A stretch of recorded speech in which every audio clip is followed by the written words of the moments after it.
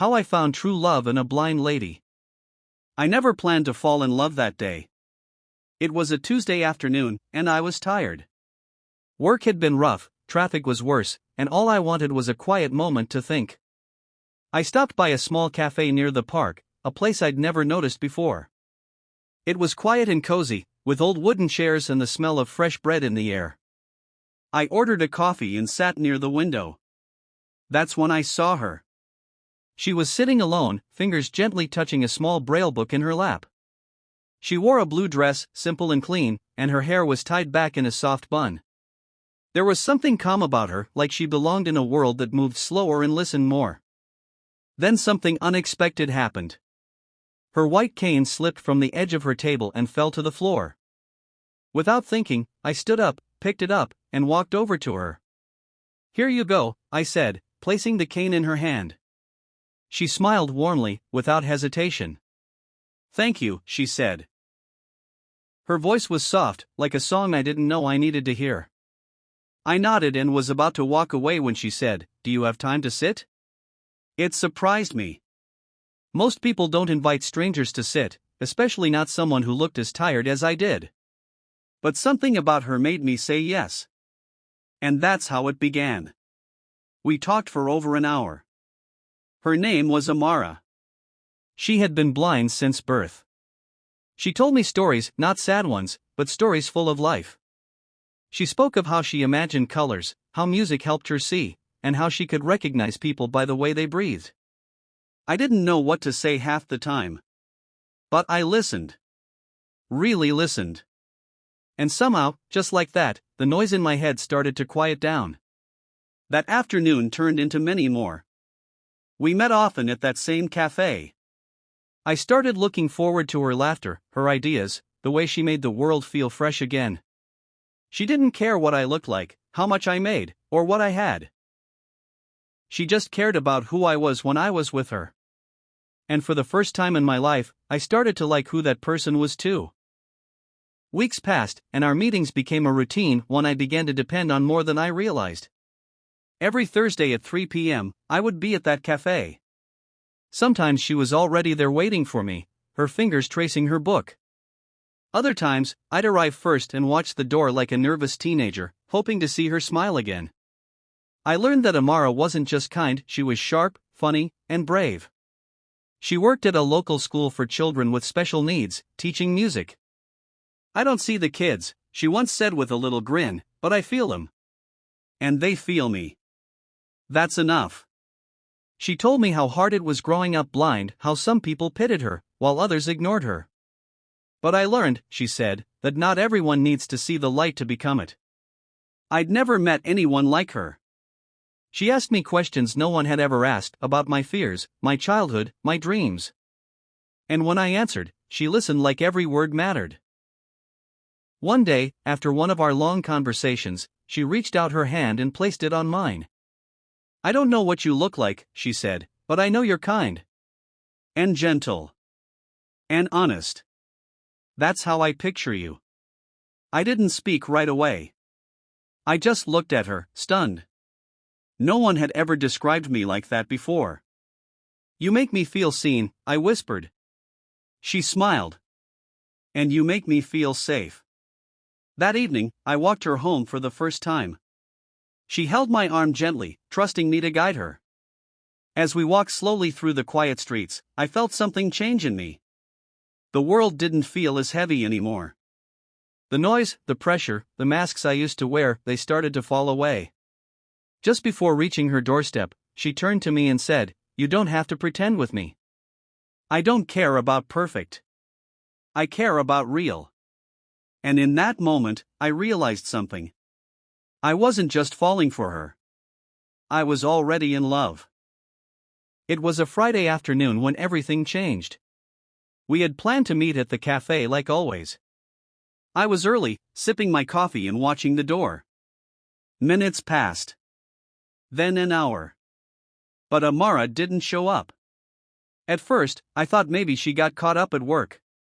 But she never missed our Thursdays. Never once. I tried calling her, but her phone went straight to voicemail. A knot formed in my chest. Something didn't feel right.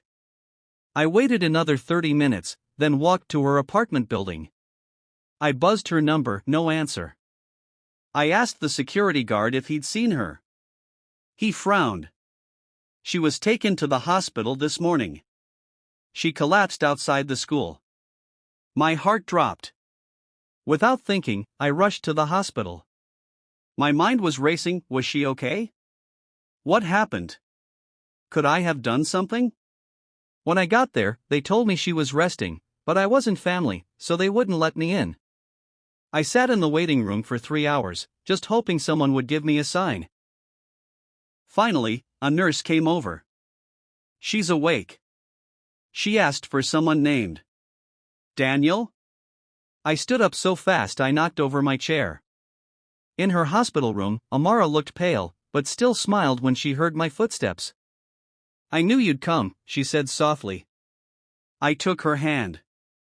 What happened? She paused, then spoke gently. I have a heart condition. I didn't tell you because I didn't want to scare you away. Tears filled my eyes. Amara, nothing could scare me away from you.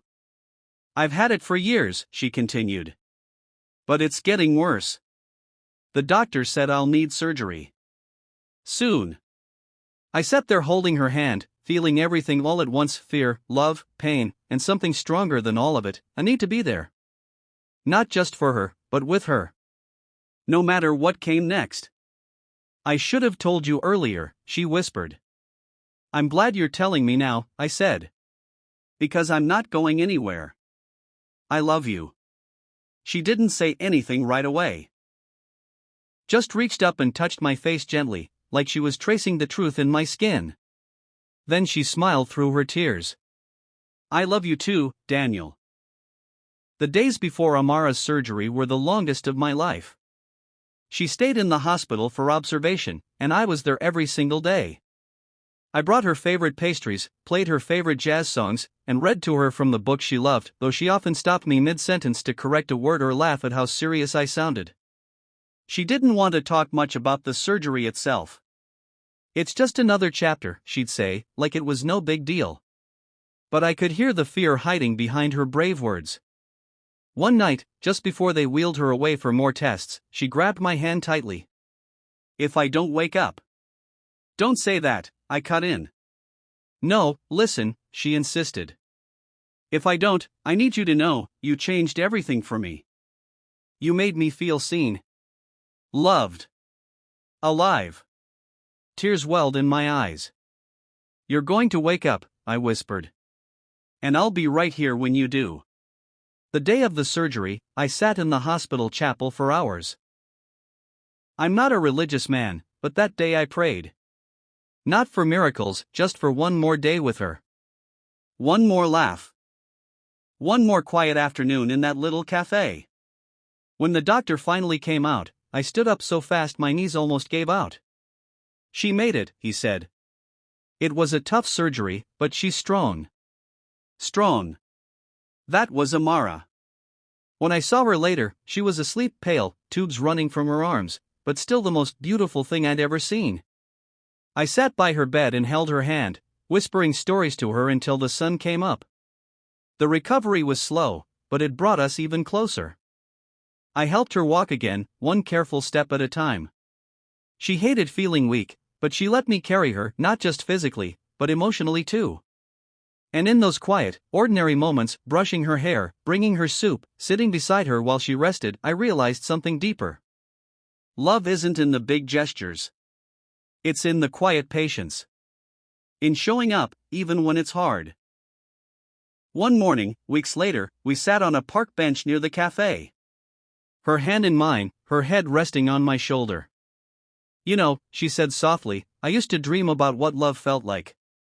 I thought I'd never know. And now? I asked.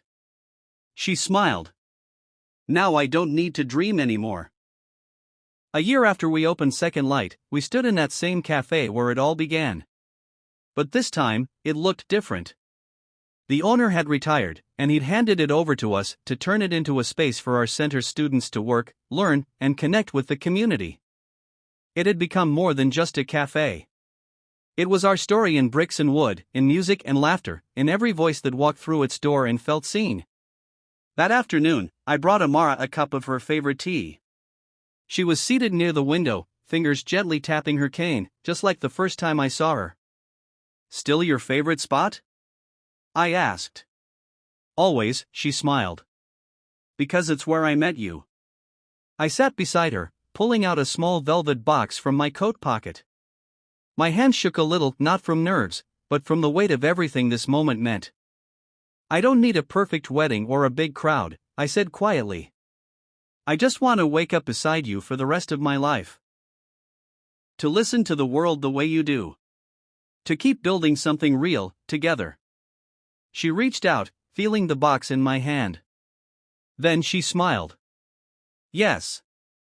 No dramatic pause, no hesitation, just one word, soft and certain, like everything that had ever led us here had been waiting for it. We got married the next spring, under a large oak tree in the park near our center. It was a simple ceremony, no lights, no cameras. Just music, the smell of flowers, and a room full of people whose lives had been touched by hers.